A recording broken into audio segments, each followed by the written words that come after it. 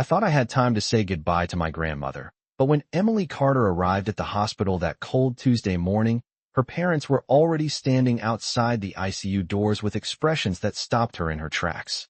"You're not going in there," her mother Linda said quietly, folding her arms as if the hallway belonged to her. Emily blinked, certain she had misheard. The fluorescent lights hummed overhead, and the faint smell of antiseptic hung in the air. Just hours earlier, she had driven nearly 300 miles from Chicago after receiving a call from a nurse who told her that Margaret Whitmore, the woman who had practically raised her, was asking to see her. Emily's heart was still racing from the long drive, her hands still cold from gripping the steering wheel through the gray November rain. "What do you mean I'm not going in?" Emily asked, trying to keep her voice steady. Her father Richard stepped forward, his face tight with a strange calm that made the moment feel even more unsettling. "Your grandmother needs peace right now," he said. "She doesn't want any stress." The words felt wrong the moment they landed in the air. Margaret Whitmore had never once called Emily a source of stress. If anything, Emily had always been the person her grandmother asked for first during family holidays, Sunday dinners, and long summer afternoons on the porch of the old lake house in Wisconsin. Emily looked past her parents toward the closed ICU doors. A nurse moved quietly inside the room beyond the glass window. Machines blinked softly. The world seemed to slow down in the narrow hospital corridor. "She asked for me," Emily said. Linda shook her head almost too quickly. "You're mistaken." Emily felt the first flicker of something she couldn't quite name. It wasn't anger yet. It was confusion, mixed with the uneasy sense that a conversation had already happened without her. "I just drove 4 hours to get here," Emily said. "I'm not leaving without seeing her." Her father sighed as though the entire situation was inconvenient. "Emily," he said, lowering his voice, "this isn't about you. The doctors say she needs quiet." But Emily noticed something strange then. Neither of her parents looked sad. Their faces were tense, yes, but not with grief. It looked more like calculation. She glanced again toward the ICU doors and imagined her grandmother lying in that room, the woman who had taught her how to bake peach pie, who had mailed her handwritten letters every month while she was in college, who had once told her, in a voice full of quiet certainty, "Family isn't the people who stand closest to you in a photo. It's the people who stand closest to you when everything else falls apart." Emily swallowed hard. "Just 5 minutes," she said. Linda shook her head again, sharper this time. "No," the word echoed down the hallway, final and cold. Emily stared at them both, and for the first time in her life, she realized something was very wrong. Because if Margaret Whitmore truly didn't want to see her, then the nurse wouldn't have called in the middle of the night. And if the nurse had called, then someone here wasn't telling the truth. Emily Carter did not leave the hospital that morning. After her mother said no for the 3rd time, Emily stepped back from the ICU doors and walked slowly to the waiting area at the end of the corridor. The room was quiet except for the low murmur of a television mounted on the wall and the steady rhythm of hospital activity moving somewhere beyond the hallways. She sat down in a faded blue chair and stared at the floor, trying to piece together the strange feeling that had begun settling in her chest. Something about the situation did not make sense. Margaret Whitmore had always been direct about what she wanted. If she truly did not want to see Emily, the message would have come from Margaret herself, not through a tense exchange outside a hospital room. Emily remembered the call that woke her at 2:30 in the morning. A nurse with a calm Midwestern voice had said that Margaret had asked if her granddaughter could come. The nurse sounded certain. She even said Margaret had repeated the request twice. That was why Emily had packed a bag in less than 5 minutes and started the long drive north through dark highways and steady rain. She had driven nearly 300 miles without stopping except once for gasoline outside Madison, watching the numbers on the pump climb past $40 while wondering if she would make it in time. Now she was here, sitting just 30 feet from the room, where her grandmother was resting, yet somehow farther away than she had been all night. Emily glanced toward the hallway again and saw her parents speaking quietly near the nurse's station. Her father kept his voice low, but Emily noticed how carefully he watched the staff passing by. Her mother stood with her arms crossed, nodding slowly as though confirming some private decision. It was a posture Emily recognized from childhood, the same posture Linda used when she had already decided the outcome of an argument before anyone else finished speaking. Emily leaned back in the chair and closed her eyes for a moment, letting memories drift through her mind. Margaret Whitmore had always been the steady center of the family. When Emily was 10 years old and her parents moved across the state for her father's new job, Margaret was the one who drove 6 hours every other month just to attend Emily's school concerts and weekend soccer games. When Emily graduated from college, Margaret was sitting in the front row wearing a pale blue jacket and smiling with the quiet pride that made Emily feel seen in a way few people ever managed. That same woman was now lying just down the hallway, and Emily was being told she could not see her. A door opened behind the nurse's station, and one of the staff members stepped out carrying a clipboard. Emily recognized her immediately. She was the same nurse who had called during the night. The nurse paused when she noticed Emily sitting alone in the waiting area. For a brief moment their eyes met, and something in the nurse's expression shifted. It was subtle but unmistakable, the quick flicker of recognition followed by a glance toward Emily's parents. The nurse hesitated, then walked slowly toward Emily's chair. When she spoke, her voice was quiet but clear. "You are Emily Carter, correct?" Emily nodded. The nurse lowered her voice slightly and said something that made Emily sit up straighter in her chair. "Your grandmother asked about you again this morning." Emily felt the words settle in the room like a stone dropped into still water. Because if Margaret Whitmore was still asking for her, then the explanation her parents had given outside the ICU doors could not possibly be true. Emily felt the air in the waiting area grow heavier after the nurse spoke those words. For a moment she simply stared at the woman, trying to decide whether she had heard correctly.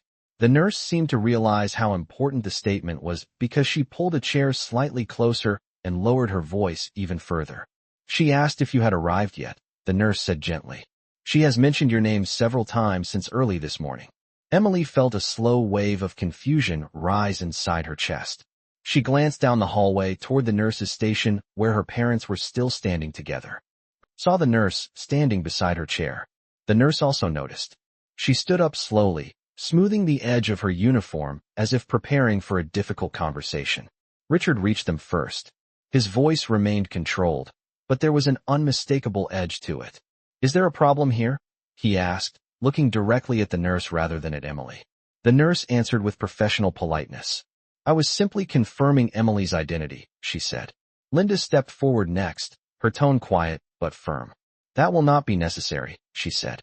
Emily felt a strange calm settle over her then, the kind that sometimes appears when confusion begins to turn into clarity. Because in that moment, she suddenly could not remember who she wanted to see did not match the woman Emily had known her entire life. "If she is asking for me," Emily said quietly, "then I should be allowed to see her." Linda shook her head again, this time with a firmer motion. "Your grandmother needs rest," she said. "You arriving suddenly would only make things harder for her." Emily studied her parents for a moment, noticing the subtle coordination between them. Every answer came quickly, as if the explanation had already been rehearsed. Richard glanced down the hallway toward the ICU doors again, then back at Emily. "The best thing you can do right now is go home and wait," he said. "We will call if anything changes." Emily almost laughed when she heard those words, not because they were funny, but because they sounded so carefully designed to end the conversation. She imagined driving 4 hours back to Chicago without seeing the woman who had practically raised her, then waiting by the phone for news delivered hours too late. The thought made something inside her settle into quiet determination. Emily stood up from the chair slowly. "I am not leaving," she said. The words were calm but firm. Richard frowned slightly. "Emily," he began, but she shook her head before he could continue. "Grandma asked for me," she said, "and until I hear from her directly that she does not want to see me, I am staying right here." For a moment the three of them stood in silence. People walked past the waiting area carrying coffee cups and medical charts, completely unaware of the quiet standoff unfolding beside the wall of blue chairs. Linda finally exhaled softly, the first sign that her composure might be slipping. "You are making this more difficult than it needs to be," she said. Emily did not answer. Instead, she looked down the corridor again toward the ICU doors where a small window revealed only a faint glow from the machines inside. Somewhere beyond that door, Margaret Whitmore was still asking for her granddaughter, and the more Emily thought about it, the clearer the situation became. This was no longer about hospital rules or patient rest. Someone had made a decision about who was allowed to be in that room, and Emily had just decided she was not going to accept that decision without a fight. Emily remained standing in the waiting area long after the conversation ended.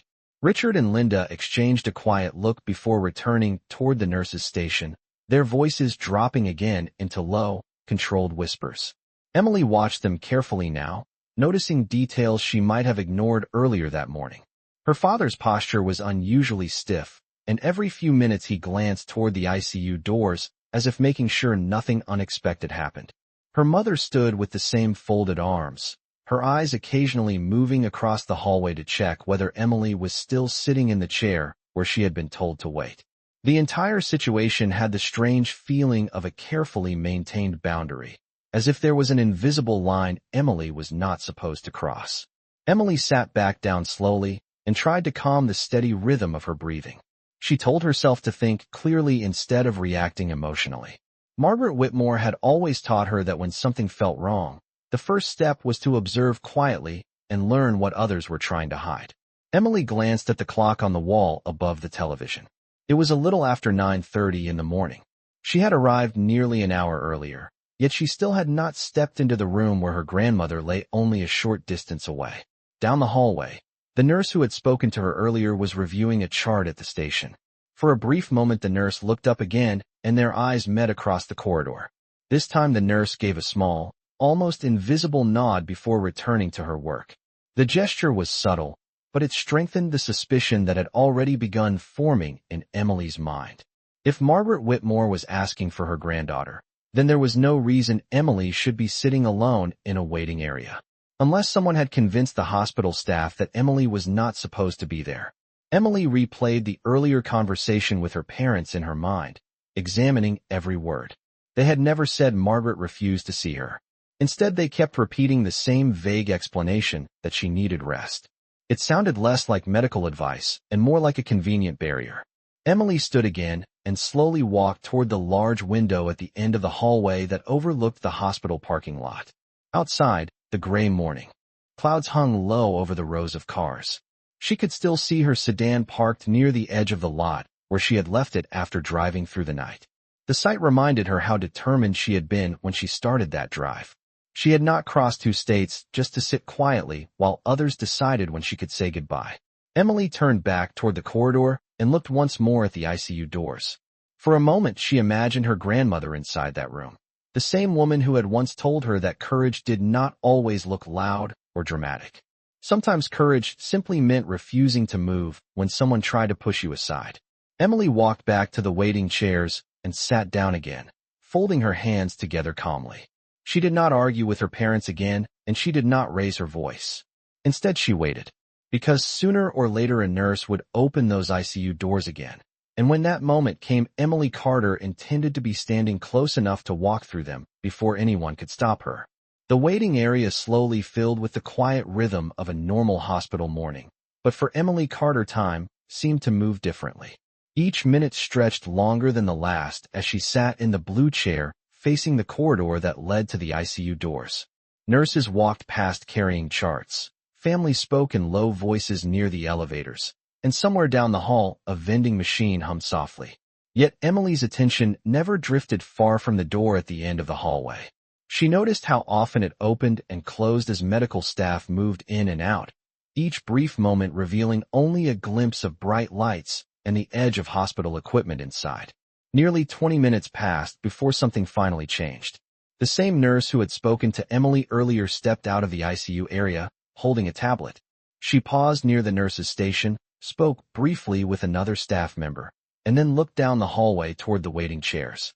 Emily sat very still, pretending to read the news on her phone, though her eyes lifted just enough to watch the nurse's reflection in the dark screen.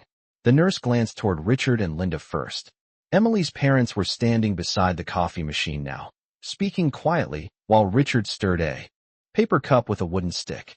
After a moment the nurse turned slightly and walked toward Emily instead. Her footsteps were careful, as though she was trying not to attract attention. When she reached the chair beside Emily, she lowered her voice so that only Emily could hear.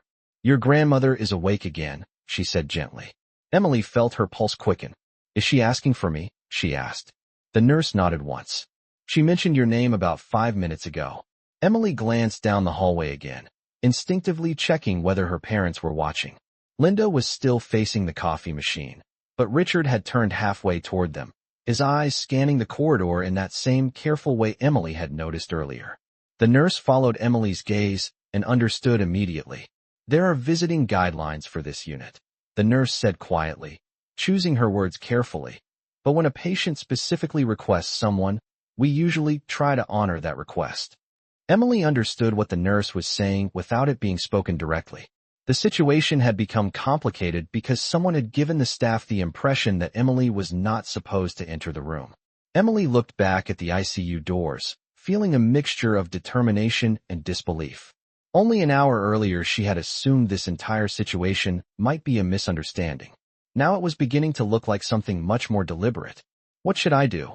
Emily asked softly. The nurse paused for a moment before answering.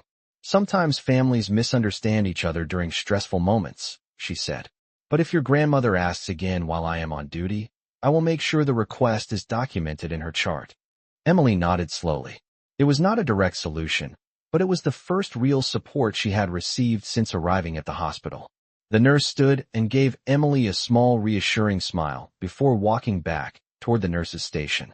Emily remained seated, her hands folded together in her lap, her eyes focused once more on the ICU doors.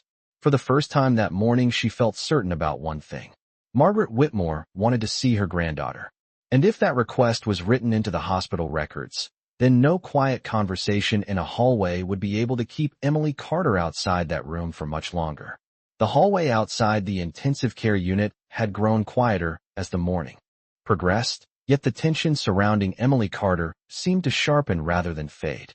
She remained seated in the same blue chair, her posture calm, her attention fixed on the ICU doors at the far end of the corridor. From a distance, she could still hear the low voices of Richard and Linda Carter near the coffee station. Their conversation rose and fell in soft murmurs, interrupted occasionally by the clink of a paper cup against the metal counter. Every few minutes Richard glanced toward Emily, as if checking whether she had finally decided to leave. Each time he saw her still sitting there, his jaw tightened slightly before he turned away again. Emily did not look back at them anymore. Instead, she focused on the steady rhythm of hospital life unfolding around her. Nurses passed through the hallway, pushing carts of medical supplies. A janitor guided a quiet floor machine along the tile, and an elderly man in a wheelchair was slowly rolled past by a woman who appeared to be his daughter. The normalcy of these small moments made the strange standoff with her parents feel even more surreal. Nearly 15 minutes after the nurse had spoken to her, the ICU doors opened again. A young doctor stepped out first, speaking briefly with someone at the nurse's station before walking down the hallway toward another department. Moments later, the same nurse who had quietly reassured Emily earlier appeared in the doorway again, holding a clipboard this time. Emily watched carefully, without moving. The nurse paused just inside the corridor and glanced toward the waiting area. Their eyes met once more. The nurse gave another small nod, almost invisible unless someone was paying very close attention. Then she turned toward the nurse's station and began writing something on the clipboard. Emily understood immediately what had just happened. The nurse had kept her word. Margaret Whitmore's request to see her granddaughter was now written in the hospital records. Emily's heart beat faster as the realization settled in. For the first time since arriving at the hospital, she felt the balance of the situation shifting slightly. A written request carried weight inside a medical unit. It meant the decision was no longer based only on quiet conversations between family members. Emily stood slowly from her chair and walked toward the large window again, pretending to stretch her legs. From there she could see the nurse's station clearly without drawing attention to herself.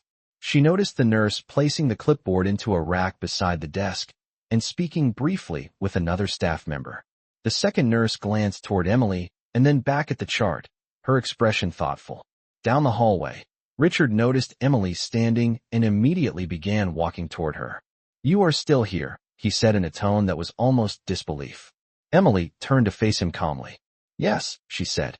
Richard folded his arms. "This is not helping anyone." Emily did not argue. Instead, she simply looked past him toward the ICU doors again. "Grandma asked for me," she said quietly. Richard's eyes narrowed slightly, and for the first time that morning he seemed unsure how to respond. Emily could see the moment he realized something had changed. Somewhere inside the hospital system, Margaret Whitmore's voice had just been recorded. And once a patient's request was written down, it became much harder for anyone else to pretend they had never heard it. Richard Carter stood in the hallway for a few seconds longer than before, studying Emily's face as if trying to determine how much she truly understood. The noise of the hospital seemed distant around them, replaced by a quiet tension that neither of them acknowledged directly. Emily remained calm, her posture relaxed, but inside she felt a growing certainty that the situation had shifted in a way her parents had not expected. Richard finally spoke again, his voice controlled but noticeably firmer than earlier. "You are misunderstanding what is happening here," he said. "Your grandmother is very ill. The doctors have told us that too many visitors could overwhelm her." Emily listened without interrupting, her eyes steady. She had heard variations of the same explanation several times that morning, yet now the words sounded even less convincing than before. Somewhere behind Richard, the nurse at the station was entering information into the computer system. Emily could not hear what was being said, but she knew Margaret Whitmore's request had already been recorded.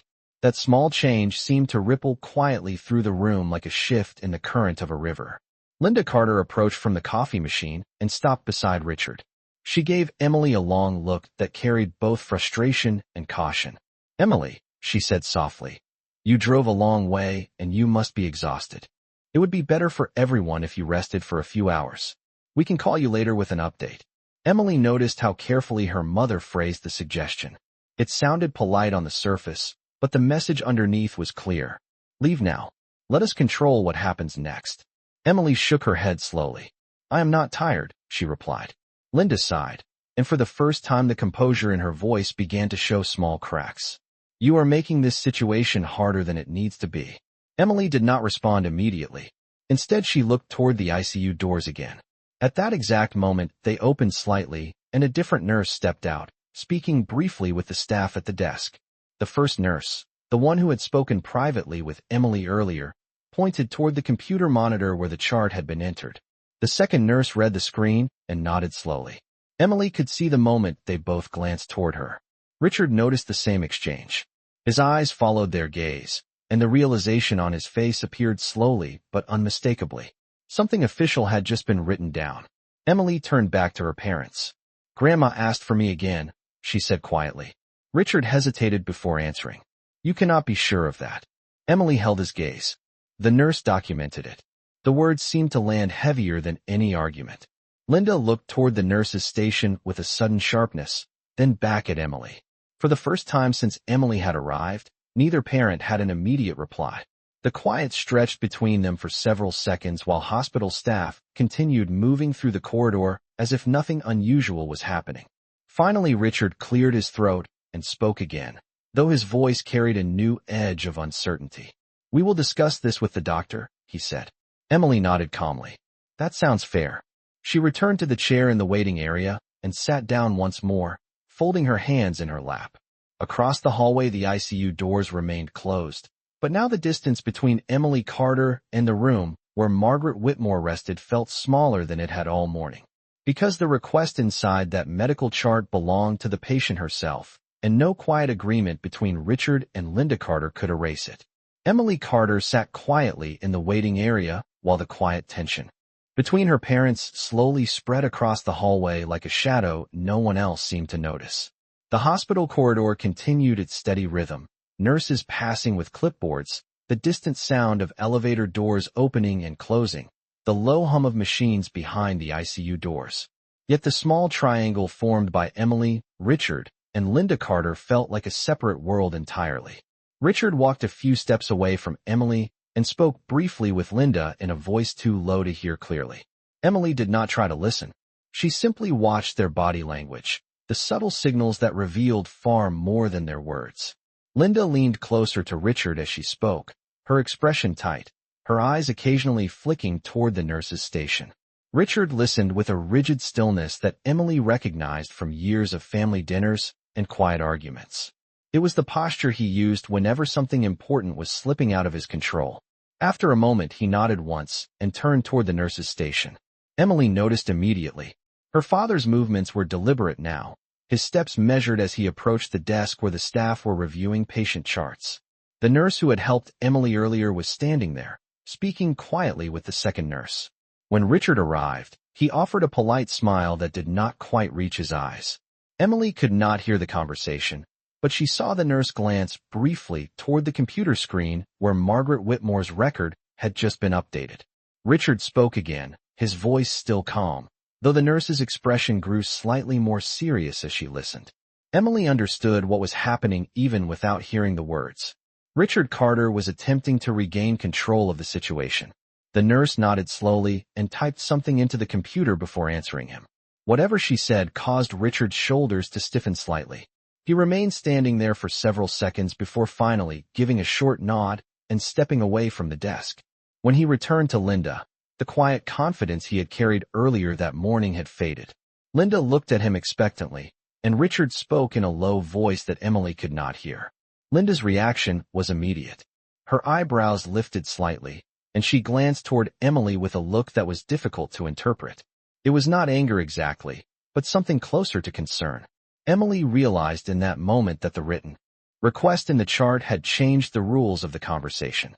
The hospital staff now had a record showing that Margaret Whitmore had asked for her granddaughter specifically. That detail made it harder for anyone to claim Emily's presence was unwanted. Emily remained seated, her hands folded calmly in her lap. She felt no need to speak or argue anymore. The situation was slowly unfolding on its own. A few minutes later, the ICU doors opened again, and a middle-aged doctor stepped into the hallway carrying a tablet. He walked toward the nurse's station, where Richard and Linda were now standing. Emily watched as the doctor reviewed the information on the screen and spoke quietly with the staff. The nurse pointed briefly toward the waiting area. The doctor followed her gesture and looked directly at Emily Carter. For a moment, the hallway seemed to hold its breath. Because the decision about who could enter that ICU room was no longer being discussed only between family members. It was now in the hands of someone whose responsibility was to listen to the patient. The doctor studied Emily Carter for a quiet moment before turning back toward the nurse's station. His expression was calm, professional, the kind of expression that revealed nothing yet suggested he had already understood more than had been spoken aloud in the hallway. Richard Carter stepped closer to him immediately, speaking in a low voice that carried the careful politeness people often used in hospitals. Linda stood beside him with her arms folded again, her posture controlled but noticeably tense. Emily could not hear the exact words being exchanged, but she could see the rhythm of the conversation. Richard spoke first, explaining something with small hand gestures. The doctor listened without interrupting, occasionally glancing down at the tablet he was holding. After a moment, he tapped the screen and read something silently. Emily knew exactly what he was seeing. Margaret Whitmore's request to see her granddaughter had been written in the patient chart only minutes earlier. The nurse who had entered it stood nearby, watching the conversation with quiet attentiveness. The doctor finally spoke, his voice calm and steady.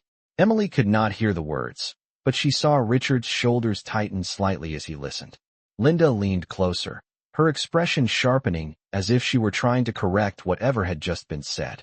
The doctor nodded politely, but did not appear persuaded. Instead, he turned the tablet slightly toward the nurse's station, pointing to a section of the record on the screen. The nurse nodded in agreement.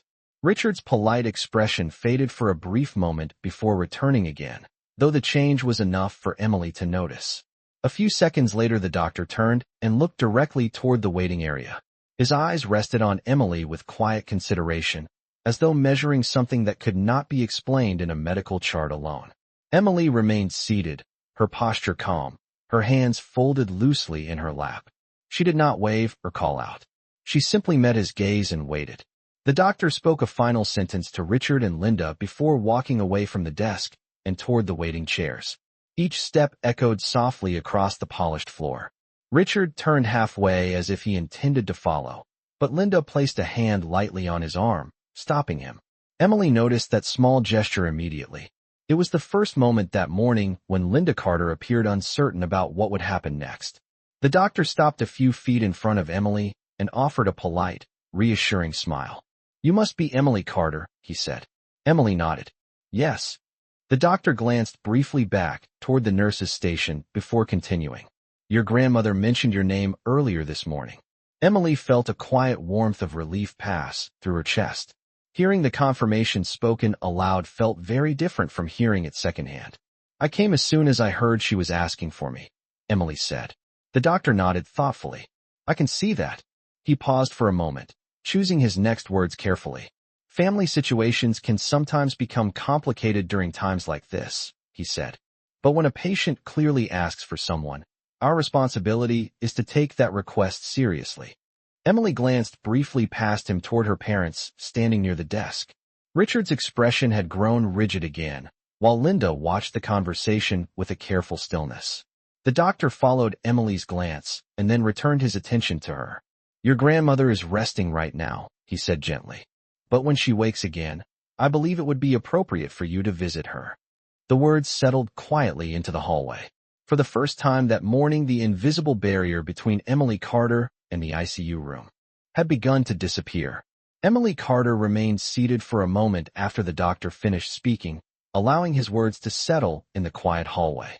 The promise had been simple and carefully phrased, yet it carried more weight than anything she had heard since arriving at the hospital that morning. When Margaret Whitmore woke again, Emily would be allowed to visit. The invisible wall that had kept her outside the ICU doors for hours had begun to crumble. The doctor gave her one final reassuring nod before turning back toward the nurse's station. Emily watched him walk away, his calm presence bringing a subtle shift to the atmosphere in the corridor. Across the hallway, Richard and Linda Carter were still standing near the desk, their earlier confidence replaced by something more restrained. Linda spoke first in a quiet voice, her words quick and controlled. Richard listened without answering, his eyes occasionally moving toward Emily, as if measuring the distance between them in a new way. Emily did not react to their attention. Instead, she leaned back slightly in the chair and focused on slowing her breathing. The morning had felt like a long standoff, each small development changing the balance of the situation by degrees. Now, for the first time, she felt a quiet certainty that she would soon see the woman who had asked for her. The ICU doors opened again as a nurse stepped into the hallway carrying a tray of small medical supplies. The same nurse who had spoken privately with Emily earlier stood nearby reviewing another patient chart. When their eyes met, the nurse offered a subtle smile that carried a hint of encouragement. Emily returned the gesture with a small nod. She understood that the nurse had played an important role in making sure Margaret Whitmore's request was properly recorded. Without that quiet act, the conversation with the doctor might have taken a very different direction. Minutes passed slowly as the hospital resumed its ordinary rhythm. A volunteer walked past pushing a cart of folded blankets. A man in a business suit spoke softly on his phone near the elevators. Somewhere down the hall a machine beeped briefly before falling silent again. Emily kept her attention on the ICU doors, waiting for the moment when they would open once more. After several minutes, the nurse approached her chair again, this time carrying a small tablet. She spoke in a gentle voice that was easy to hear but did not disturb the quiet atmosphere of the hallway. Your grandmother has woken again, she said. Emily felt a sudden warmth of relief move through her chest. Is she asking for me? She asked softly. The nurse nodded. She mentioned your name a few moments ago. Emily stood from the chair slowly, her legs feeling slightly unsteady after sitting so long. She glanced briefly toward her parents. Richard and Linda were watching closely now, their expressions carefully controlled but clearly aware of what was happening. The nurse continued speaking in the same calm tone. The doctor has approved a short visit, she said. Just a few minutes, so she does not become tired. Emily nodded, understanding the importance of the moment. She followed the nurse toward the ICU doors, each step bringing her closer to the room where Margaret Whitmore had been waiting. Behind her, the quiet hallway remained unchanged, yet for Emily Carter the morning had transformed completely. After hours of uncertainty and quiet resistance, she was finally being allowed to walk through the door that had remained closed since the moment she arrived. Emily Carter followed the nurse through the ICU doors with quiet, careful steps. The hallway outside had been filled with tension and watchful eyes, but inside the intensive care unit everything felt different, quieter, almost suspended in a stillness that made every sound more noticeable. Soft lights glowed above the patient rooms, and the steady rhythm of medical monitors created a gentle background hum that echoed faintly through the corridor. The nurse guided Emily to a room near the end of the unit and paused beside the doorway. "Just a few minutes," she said gently. Emily nodded, her hands tightening slightly as she stepped forward. Margaret Whitmore lay resting against a raised hospital bed, the thin blanket pulled neatly across her chest. The machines beside the bed blinked softly, their screens casting small reflections on the wall. For a moment, Emily simply stood there, taking in the familiar shape of the woman who had always seemed so strong throughout her life. Even now, Margaret's presence carried the same quiet dignity Emily remembered from childhood. The sound of the door closing softly behind her made Margaret's eyes open slowly. It took a second for her gaze to focus, but when she saw Emily standing beside the bed, a faint smile appeared on her face. "Emily," Margaret said softly, her voice weaker than Emily had ever heard before, but still unmistakably warm. Emily stepped closer to the bed, her eyes filling with emotion she had been holding back all morning. "I came as soon as I heard you were asking for me," she said gently. Margaret reached out a fragile hand, and Emily took it carefully. The touch felt light but reassuring, the same comforting presence that had guided Emily through so many moments in her life. Margaret studied her granddaughter's face for a moment, as if confirming that she was really there. "I knew you would come," she said quietly. Emily felt a small laugh escape through the emotion in her chest. "I almost did not make it inside," she admitted softly.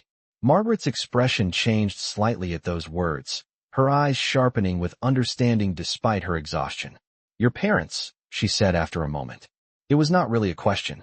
Emily hesitated before answering, not wanting to upset her grandmother, but Margaret gave her hand a gentle squeeze. "I have known Richard long enough to recognize his habits," Margaret said. Emily smiled faintly. Even in a hospital bed, Margaret Whitmore still possessed the same clear insight that had guided the family for decades. "They thought you needed rest," Emily said carefully. Margaret shook her head slowly. "What I needed was to see you," she replied. The room fell into a quiet calm again, the monitors continuing their steady rhythm beside the bed. Margaret looked toward the door briefly before returning her attention to Emily. "There is something important I needed to tell you," she said softly. Emily leaned slightly closer so she could hear clearly. Margaret's voice was faint but steady, each word chosen with care. "I asked the lawyer to prepare everything last week," she continued. Emily frowned slightly in confusion. "Prepare what?" Margaret's small smile returned, carrying a hint of the determination that had always defined her. "The truth," she said quietly. And in that moment, Emily Carter realized that the reason her grandmother had insisted on seeing her was not only to say goodbye. Emily Carter leaned slightly closer to the hospital bed, her fingers still gently wrapped around Margaret Whitmore's hand as the older woman's words lingered in the quiet room. The soft beeping of the monitor beside the bed created a steady rhythm that seemed to measure every second of the moment. Emily searched her grandmother's face, trying to understand what she meant. "The truth?" Emily asked softly. Margaret nodded slowly, her eyes still sharp despite the fatigue that showed in every movement. "I did not have much time once the doctors explained what was happening," she said quietly. "But I had enough time to make certain decisions." Emily felt a small knot of curiosity tighten in her chest. Margaret had always been careful with her words. When she said something important needed to be done, she meant it with a kind of calm certainty that rarely left room for doubt. Emily glanced briefly toward the door to make sure they were still alone before turning her attention back to the bed. "What decisions?" she asked gently. Margaret took a slow breath before answering. "Your father visited me last week," she said. The statement hung quietly in the room. Emily frowned slightly, surprised by the direction of the conversation. "He told me he was worried about the future of the family," Margaret continued. "He spoke for a long time about responsibility and about how things should be handled when I am gone." Emily felt a subtle shift in her thoughts as she listened. She could almost imagine the conversation her father might have had in this very room, speaking carefully, presenting his ideas as if they were meant to protect everyone involved. Margaret's faint smile returned, though this time it carried a hint of something more knowing. "Richard believes he is very persuasive," she said. Emily could not help smiling slightly at the familiar observation. Margaret Whitmore had always been very good at seeing through polite conversations and carefully chosen words. "He told me that certain arrangements would make things easier for the family," Margaret continued. He believed I should sign a few documents while I still had the strength. Emily felt her expression grow more serious. What kind of documents? She asked. Margaret turned her head slightly toward the window beside the bed, as though remembering the conversation clearly. Documents that would place everything in his control, she said calmly. Emily felt the weight of those words settle slowly in the room. She did not need to ask what everything meant. Margaret Whitmore had built a comfortable life over many decades, and her financial decisions had always been handled carefully. The thought that someone might try to influence those decisions in a hospital room felt unsettling even to imagine. Margaret turned back toward Emily and squeezed her hand gently. Your father expected me to agree, she said. He believed the situation made it easier for him to convince me. Emily stayed silent, waiting for the rest of the story. Margaret's eyes softened slightly as she looked at her granddaughter. Instead, she continued quietly, I asked my lawyer to come the following morning. Emily blinked in surprise. You called your lawyer? Margaret nodded. Jonathan Pierce, she said. He arrived with new paperwork. Emily felt a sudden realization forming in her mind, though she still did not fully understand the details. Margaret's faint smile returned again, this time carrying a quiet sense of satisfaction. By the time your father came back the next day, she said softly, the arrangements had already been changed. Emily's heart began to beat faster as the meaning behind those words slowly unfolded. Because whatever decisions Margaret Whitmore had made with her lawyer, they had clearly not been the ones Richard Carter expected. Emily Carter felt the weight of her grandmother's words settle slowly in the quiet hospital room. The steady rhythm of the monitor beside the bed continued its soft pattern, a reminder that time inside the ICU moved differently from the outside world. Margaret Whitmore rested her head slightly against the pillow, her eyes still focused on Emily with the same calm clarity that had always made people listen carefully when she spoke. Emily leaned a little closer, her voice gentle but filled with curiosity. So when Dad came back the next day, the paperwork was already different? She asked softly. Margaret nodded once, her faint smile returning with quiet satisfaction. Jonathan Pierce arrived early that morning, she said. He brought everything I needed to make certain changes. Emily could picture the scene clearly. The same hospital room, the quiet light from the window, and her grandmother speaking with the same steady confidence she had always shown when handling important decisions. Margaret had never been the kind of person who allowed herself to be rushed, especially when the future of the family was involved. Your father expected to see the documents he had prepared, Margaret continued. Instead, he found my lawyer sitting beside the bed. Emily could almost imagine Richard Carter's reaction in that moment. Her father was used to controlling situations with careful planning and persuasive conversations. Discovering that someone had already changed the outcome must have caught him completely off guard. Margaret watched Emily's expression and seemed to understand exactly what she was thinking. Richard tried to remain polite, she said quietly, but I could see he was surprised. Emily allowed herself a small smile. The image felt strangely comforting. For the first time since arriving at the hospital that morning, the story unfolding inside the room felt less like a confrontation and more like the quiet strategy Margaret Whitmore had always used when facing difficult situations. What did he say? Emily asked. Margaret took a slow breath before answering. He asked why I had involved a lawyer so suddenly, she said. He reminded me that family matters should stay within the family. Emily nodded slightly. The argument sounded familiar. It was exactly the kind of reasoning Richard Carter often used when he wanted to shape decisions without outside interference. Margaret's eyes softened slightly as she continued the story. I told him something very simple, she said. I said that family matters are precisely the situations where careful decisions are most important. Emily felt a quiet admiration rise inside her chest. Even now, lying in a hospital bed, Margaret Whitmore had handled the situation with the same calm intelligence she had shown throughout her life. Margaret squeezed Emily's hand again, her voice growing softer but still steady. Jonathan explained the new arrangements clearly, she continued. Every document was signed and witnessed before your father finished his visit. Emily felt her curiosity deepen. What arrangements? She asked gently. Margaret's faint smile returned once more, carrying a quiet sense of certainty. Arrangements that made sure no one could control what happens after I am gone, she said. Emily held her grandmother's hand carefully, sensing that the answer to that question would soon change far more than the events of a single morning inside a hospital hallway.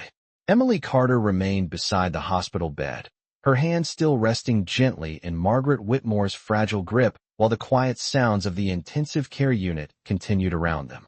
The faint glow of the monitor reflected across the white walls, and the soft rhythm of the machine beside the bed created a calm, steady backdrop to the conversation that now felt more important with every passing minute.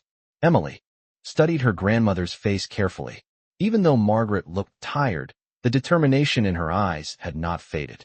It was the same expression Emily had seen many times before when Margaret made a decision she knew was necessary. "So Dad did not get what he wanted," Emily said softly. Margaret gave a small, knowing smile. "No," she replied gently. "He did not." Emily felt a mixture of relief and curiosity rising inside her. The story her grandmother was telling was slowly revealing pieces of a much larger plan, one that had clearly been set into motion before Emily even arrived at the hospital. "What exactly did you change?" Emily asked quietly.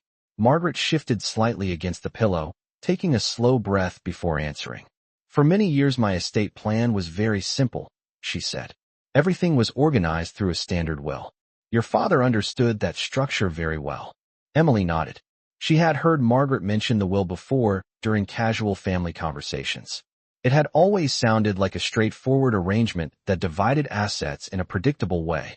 Margaret's eyes softened slightly as she continued speaking. "But when Richard began asking me to sign those new documents, it made me realize something important," she said. Emily listened closely. "I realized that a will alone was no longer the best way to protect what I built." Emily frowned slightly, trying to understand. "What do you mean?" Margaret's faint smile returned, carrying that familiar quiet confidence. "Jonathan Pierce helped me establish something stronger," she explained. "Instead of relying only on a will, we created a trust." Emily felt her attention sharpen immediately. She had heard the term before, but she had never imagined it might play a role in a situation like this. Margaret continued speaking slowly, so each word was clear. "A trust allows certain decisions to be managed privately and carefully," she said. "It prevents anyone from altering things after I am gone." Emily looked at her grandmother with growing understanding. "So the trust controls everything now?" she asked. Margaret nodded slightly. "The trust holds the most important parts of my estate," she said calmly, "and the instructions are already finalized." Emily felt a quiet sense of amazement at the calm foresight behind her grandmother's actions. While others had been trying to influence her decisions, Margaret Whitmore had quietly built a structure that no one could easily change. Margaret gave Emily's hand a gentle squeeze again. "Your father will still see a will when the time comes," she said softly. "But that document does not contain the full picture." Emily's eyes widened slightly as the meaning behind those words began to settle into place. Margaret Whitmore had not only protected her estate, she had carefully arranged things so that the truth would reveal itself only when the time was right.